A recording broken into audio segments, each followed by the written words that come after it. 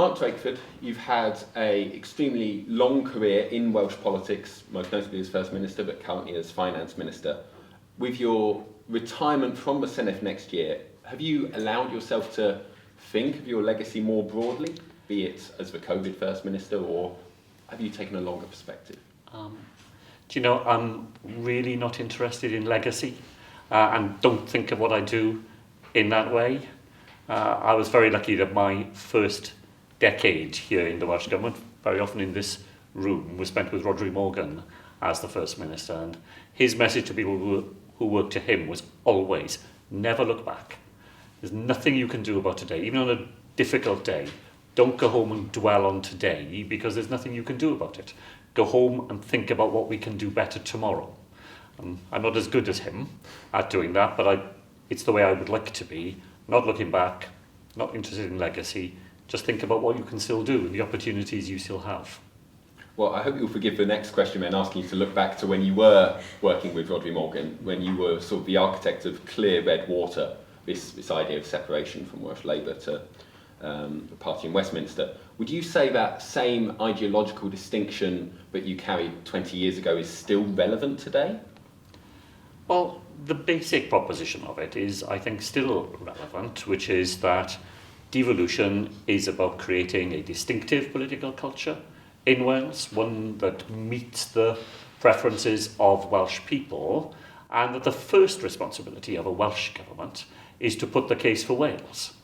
Now, working with a Labour government in Westminster, that is much easier because you're talking to people who share a certain basic sympathy with you, but it doesn't mean you will always agree, nor should it mean that you always agree, because sometimes there will be things that we view in a particular way, being here in Wales, that will be viewed differently to our colleagues in Westminster, and the fact that they are a Labour government and we are a Labour government should never mean that we stand back from making the case that we think is the right one for Wales. You talk about that distinct political culture. Do you think that Welsh politics has been able to develop a strong external perception to the rest of the United Kingdom? Do you think there's a stronger Welsh political identity and culture now than there was some 20 years ago? Well, I do think it is probably stronger. 25 years does mean things develop and take root. Do I think Wales has a higher profile across the United Kingdom? I think probably, but I don't think that significantly. We're still a very small country attached to a very large country, and news coverage and so on tends to be seen through an English lens first, and Wales is covered when there's something pretty exceptional. I suppose one of the exceptional things might be the Senedd elections next year. I'm aware that you're standing down, but how do you see those elections going? There's lots of evidence from polling that suggests you'll be fighting not only Plaid but also Reform. Well, first of all, we're a long way from those elections. I remember being told in 2021, at the start of an election campaign with only 6 weeks to go, that this would be the worst result ever for Labour. And 6 weeks later, we got our best result ever. So I think I wouldn't be putting too much energy myself in trying to predict the future 15 months away from an opinion poll today. It'll be a hard election. It always is a hard election for Labour because the longer you are in power, the more potent the time for a change slogan becomes. So, we will work very hard, as we always do, to explain to people in Wales why a vote for the Labour Party is a vote for competence in government, the experience you need to manage a budget of £26 billion, but also a party that has ambition for the future of Wales. We'll set out the things we want to achieve over the next 4 years, and then we take our chance and make our case to the electorate. But it won't just be a changed Welsh government potentially after the election. It'll be a very changed Labour Party. There are a number of MSs, including yourself, who announced they're standing down, as well at the same time as the Senedd is expanding to 96 members. Do you worry about that loss of institutional experience and what it will mean for the quality of governance? Well, look, there is a generational shift going on here. There have been a number of us in the Labour Party in Wales who've been part of this 25-year journey.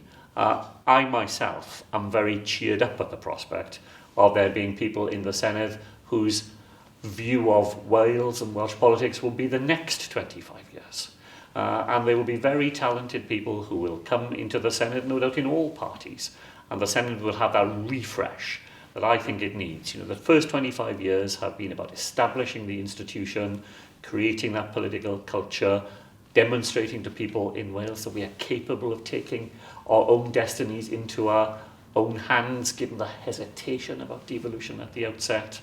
That's now been achieved, I think. There's a platform there. And now it's the next generation of politicians who will be responsible for taking that forward. And I think that's actually a very exciting moment in Welsh political history. Do you consider yourself also something of an institutionalist within the Parliament? I heard you on Sharp End a couple of weeks ago talking about David Ellis-Thomas and discussing the role he played in building the institution. Do you see yourself as also having played a role, having built and worked within the Welsh Government for so long from its founding? Almost. Well, as I said, if you look back to the start of devolution, it was a very hesitant start. And actually, every time we've taken a step forward, it's been a task to persuade people in Wales that we have the capacity, we have the ability to move ahead in that way. My predecessor, Rodri Morgan, sometimes used to refer, when I couldn't stop him, this it would be, to people in Wales as pathologically modest. And he meant it as a compliment. You know, he meant we are not part of that sort of chest-beating approach to politics in which we're forever, you know, parading our own achievements. But sometimes that can tip over into being a lack of confidence about our own abilities. And I hope I have been part of that 25-year journey to demonstrate to people in Wales that we're absolutely capable. We have all the people, the talent we need to be able to make decisions for ourselves here in Wales. And that has been an institutional journey, and I think 25 years on, we're in a much more secure place than we were on that night of the referendum when, you know, it was that tiniest of margins that created devolution at all. And so just finally then, and this might be a challenge from a pathologically modest man, but can you think of what might be something you are most proud of that you have achieved, something that you think will endure? Well, look, I think there's any number of things that you could point to in that way. Not that that is how I think of politics or my own part in it. If I was clutching just one thing out of the ether today, then, you know, I had the huge privilege of taking the first major piece of legislation through the Senedd after we acquired our lawmaking powers, where we changed the nature of organ donation here in Wales. It was very controversial. At the time, we were the only part of the United Kingdom to move to a position where you had to opt out rather than opt in. More than a decade later, there are lives that have been saved and lives that have been changed as a result of that legislation. And it reflects, I believe, that sense of a Welsh political culture where we are interested in the welfare of others as well as the interests of ourselves. We had huge public support for it. We managed to get it through a very new and untested process. And a decade later, it's made that real difference. So, you know, when it comes to the point where I will look back, that'll be one of the things that I will reflect on. Thank you, Mark Drakeford. Thank you.